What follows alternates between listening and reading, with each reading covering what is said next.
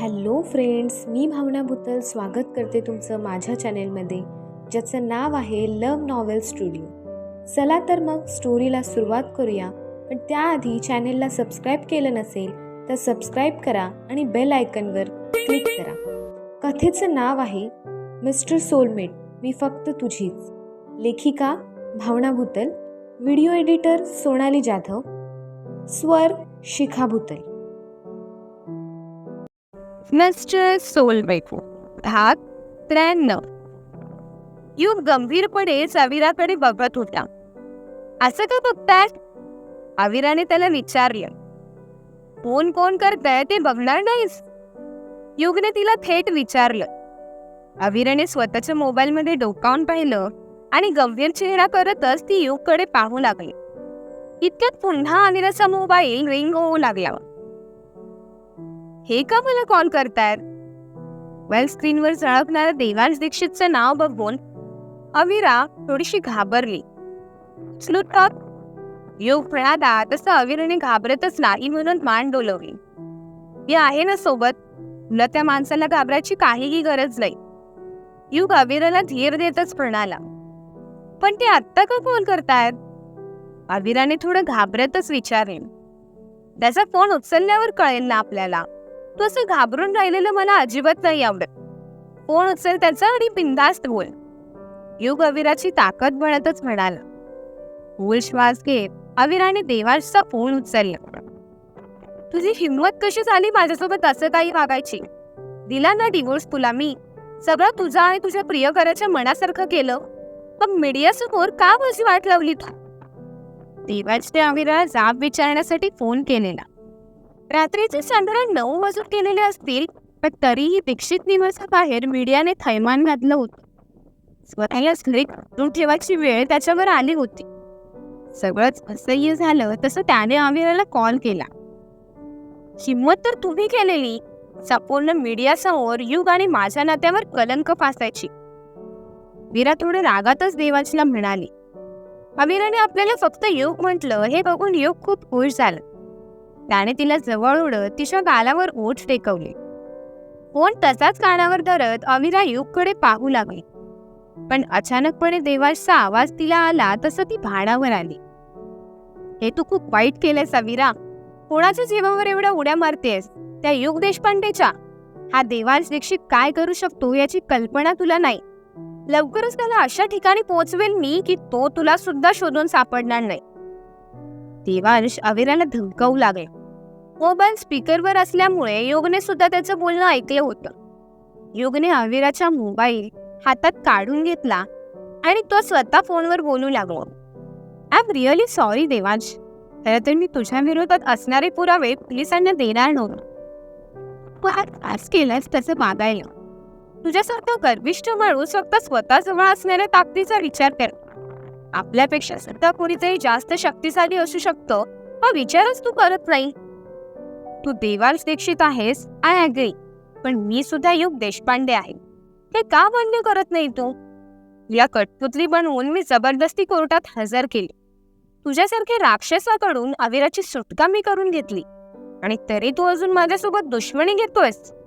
तुझ्याही नकळत तुझ्या कंपनीत उलथापालथ सुद्धा मी केली.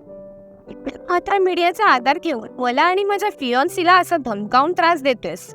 मला असं वाटतंय की तुला तू केलेल्या वाईट कर्माची शिक्षा लवकरच आयला आहे आणि ती मिळेल सुद्धा. कारण लवकरच पोलीस तुझ्या दारात येतील. एवढं आले सुद्धा असते. अविराच्या केसांच्या बटा खेळतच युग म्हणाली. दिवस दारात पोलीस आलेत. रीमा त्यांचे आवाज फोनवरून आले. पोलीस पण अगदी वेळेवर आली मिस्टर देवांश दीक्षित. बघ माझा बदला नंतर घेता आला तर. आणि हो, बदला घेशील तेव्हा पण स्वतःचं नाव आठवणीने सांग मला. कदाचित मी त्यावेळेला विसरेल. मिश्किनपणे हसतच युग देवांश सोबत बोलत होत. तुझ्याकडून प्रत्येक गोष्टीचा हिशोब मी लवकरच घेईन मिस्टर युग देशपांडे. लवकरच मी या सगळ्यातून बाहेर पडेल. माझी काळजी करू नकोस, तू तुझी काळजी कर. देवांशने फोन कट केला. देवांशच्या शेवटच्या वक्तव्याने अविराच्या हृदयाचा थरकापच जणू उडवला होता. सगळं माझ्यामुळे झालं. मी मीडियासमोर नको ते बोलायलाच नको होत. देवाश्री तुम्हाला काही केलं तर? अविराने स्वतःच्या मनातील भीती युगला बोलून दाखवली. त्याचे दोन्ही दंड तिने घट्टपणे स्वतःच्या घरात पकडले होते. तर जेलमधून बाहेर येईल तेव्हाच तो काही करू शकेल ना. युग देशपांडेची होणारी बायको आहेस ग तू स्वीटार्ट. असं घाबरून कसं चालेल? आणि या देवासला बाजूला ठेवलं तर नाही चालणार का? कपाळावर आठ्या उठवतच युगने विचारले. मी तर रूम मध्ये ठेवून आलेली, तुम्हीच त्यांना इथे किचन मध्ये घेऊन आले. अविराने दिलेलं उत्तर ऐकून युगला हसू आले. त्यासाठी माफी असावी स्वीटार्ट. अविराच्या गालावर बोट टेकवत युगने तिला बाजूला केली. रघु, छान स्माईल येते तुम्ही. काय बनवतोस आज? किचनच्या कठड्यावर ठेवलेल्या प्रत्येक पातेल्यावरील झाकण बाजूला करून युग त्या डोकावून पाहू लागला. जे काय केलंय ते मॅडमने केलंय. मीच त्याच्याकडून नवीन पदार्थ शिकून राहिलो. वहीत काहीतरी उतरवतच रघु म्हणाला.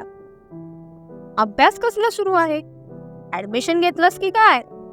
युगने रघुच्या हातून त्याची खूप काढून घेतच विचारले. नवीन रेसिपी उतरवली मी त्यात.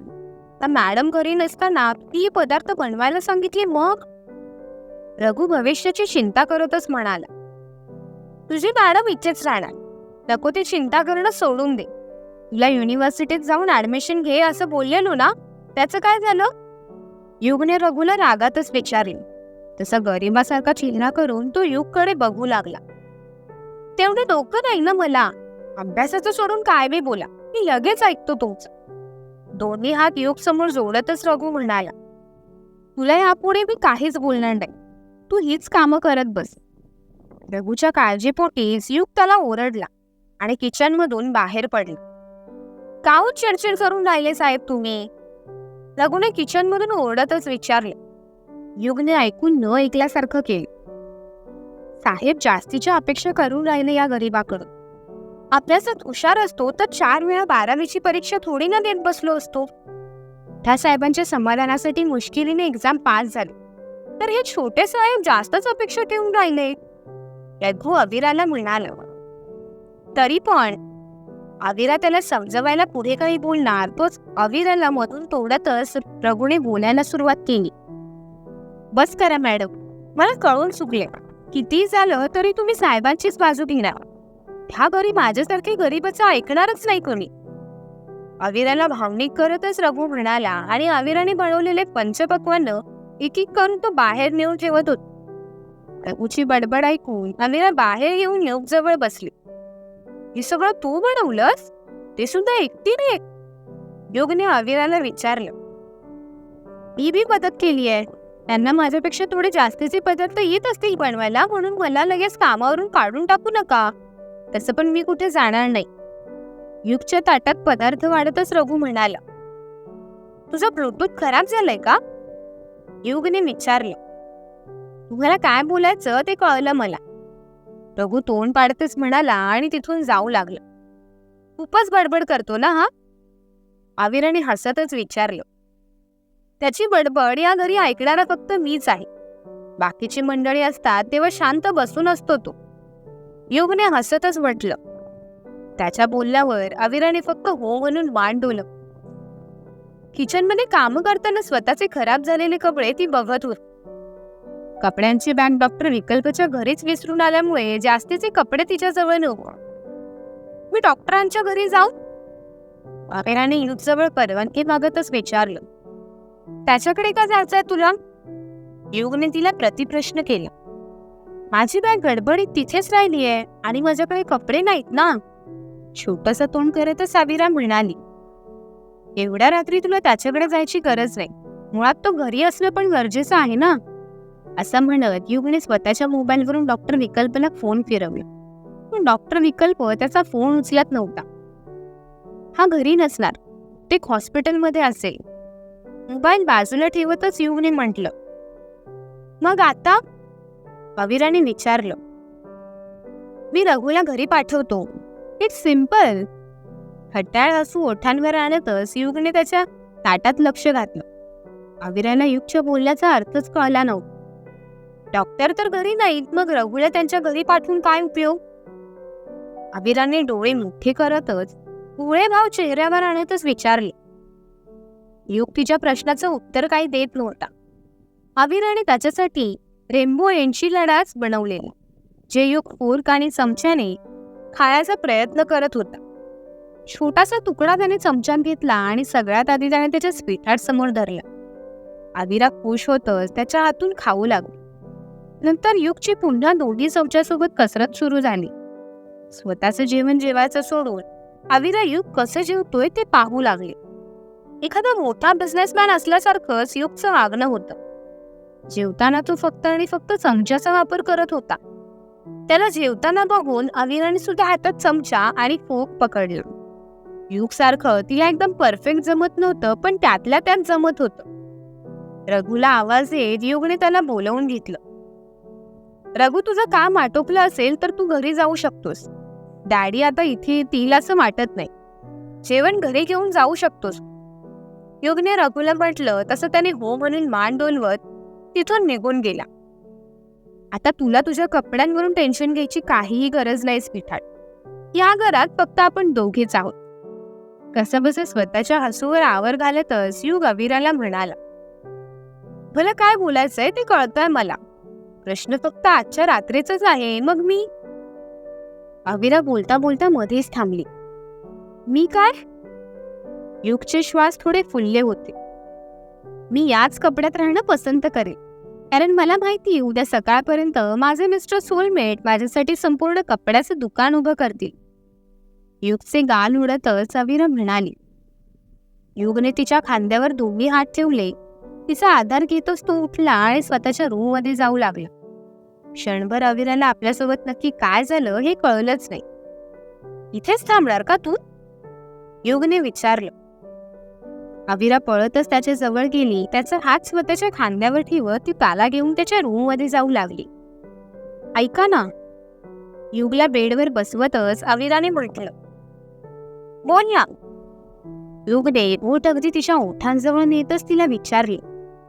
अविराचे श्वास इतके वाढले की युगला आपल्याला काय सांगायचंय हेच ती विसरून गेली. बोल. युगचे ओठ अगदी तिच्या ओठांना स्पर्श करून गेले. तिला अगदी शहारून आलं. विसरली. तुम्ही जवळ असल्यावर मला सगळं काही विसरून जायला होतं. रडवे भाव चेहऱ्यावर आणतच अविरा म्हणाली. युगने हसतच तिला स्वतःपासून लांब केलं, कारण त्याचा मोबाईल रिंग होत होता. विक फ्री झाला वाटतं कामातून, असं म्हणत युगने त्याचा फोन उचलला. जास्तच बिझी आहेस, युगने फोन उचलतच म्हटलं. लिव्हर वगैरे दुखायला लागला की काय तुझा? डॉक्टर विकल्पने नेहमीप्रमाणे मस्तीतच विचारलं.